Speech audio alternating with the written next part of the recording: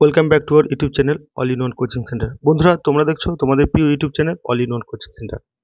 আজকে যে ভিডিওটা বানাচ্ছি সেটা একদম খুবই খুশির খবর, যেটা আমরা যার জন্য এতদিন ধরে অপেক্ষা করছি, যে ওয়েস্ট বেঙ্গল পুলিশ রিক্রুটমেন্ট যে বোর্ডের যে নোটিশ কবে বার হবে, যেটা বার হওয়ার কথা ছিল, যে 12,000 যে ডাব্লিউ পুলিশের যে ভ্যাকেন্সি বার হওয়ার কথা ছিল সেটা, এবং কলকাতা পুলিশের যে ভ্যাকেন্সি বার হওয়ার কথা সেটা নিয়ে কিন্তু দৃঢ় প্রতীক্ষা ছিলাম। তো আজকে কিন্তু সেটার অবসান হলো, যে recruitment to the post of constable and lady constable in Kolkata police 2024 এর নোটিশ কিন্তু বার হয়ে গেল।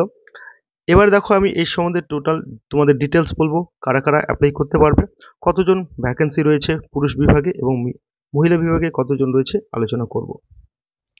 তো দেখো, তোমরা অ্যাপ্লাই করতে পারবে দেখো এখানে তোমরা যে অ্যাপ্লাই করতে পারবে সেটা দেখো তোমরা অ্যাপ্লাই করতে পারবে 1 মার্চ থেকে অ্যাপ্লাই হবে শুরু, এবং 29 মার্চ পর্যন্ত অ্যাপ্লাই যাবে। এবার এখানে দেখো, যে বয়সের রিল্যাক্সেশন কিন্তু রয়েছে, শিডিউল কাস্ট যারা, তারা কিন্তু 5 বছরের জন্য রিল্যাক্সেশন পাবে। যারা ওবিসি তারা 3 বছর, ওবিসি এ এ এবং বি যারা রয়েছে 3 বছরের জন্য, এবং যারা সিভিক ভলেন্টিয়ার যারা রয়েছে তাদের কিন্তু 5 বছরের কিন্তু বয়সে রিল্যাক্সেশন কিন্তু তারা পাবে। এবার এখানে দেখো, যারা এক্সামটেড ক্যাটাগরি রয়েছে তাদের বয়স কিন্তু ম্যাক্সিমাম বয়স তারা কিন্তু 40 বছর পর্যন্ত কিন্তু অ্যাপ্লাই করতে পারবে। তাহলে আবারও বলছি, দেখো তোমাদের যে 1 মার্চ থেকে অ্যাপ্লাই শুরু হবে এবং 29 মার্চ পর্যন্ত অ্যাপ্লাই করতে পারবে। এখানে যে ভ্যাকেন্সির সংখ্যাটাও কিন্তু এবার আগের তুলনায় কিন্তু অনেক ভালো রয়েছে, যেটা বলবো আমি। দেখো, মেল বিভাগে রয়েছে 3464, অর্থাৎ 3464 জন পুরুষ বিভাগে রয়েছে, এবং মহিলা বিভাগে 270 জন রয়েছে।